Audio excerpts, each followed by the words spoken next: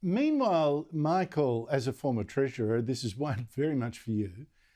Labor is attacking Peter Dutton for wanting to let companies with a turnover of under $10 million claim business lunches in restaurants as an expense.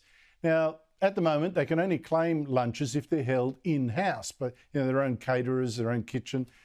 Even Energy Minister Chris Bowen hopped into Peter Dutton. So Peter Dutton reckons that $300 in bill relief for every Australian household is reckless spending, but billions to subsidise bosses having lunch every day is a great idea. Got it. So, Michael, is this Liberal policy a vote winner or a vote loser?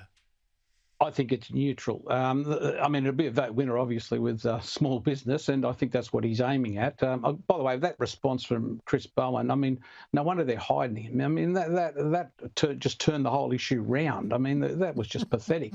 I mean, the reality is that this is a drop in the ocean. The Treasurer's going to lose his remaining economic credibility on this issue. The fact of the matter is, in the last 12 months, we've had revenue in this country go up, and that's largely through taxation, by about 3.6 or 7%, and spending's gone up by nearly 7%. I mean, he ought to be focusing on the stuff that's under his control rather than playing these silly games. I mean, this is a small beer in the problems that we face, and there's probably a legitimate argument for it, provided they are legitimate expenses and there's proper auditing of it. So I think it's a nonsense issue, but it shows me desperation on the economic front. Cameron Milner?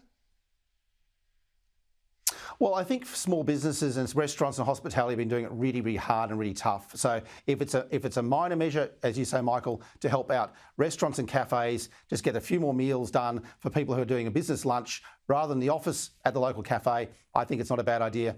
And it's only for small business after all.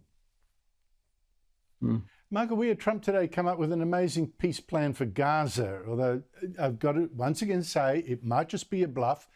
As I showed, Anthony Albanese refused to comment on Trump's plan to actually take over Gaza, remove the Palestinian people while he does it. But, I'm just wondering whether that's excusable in Albanese, because maybe he doesn't want to back something one day that Trump then drops the next.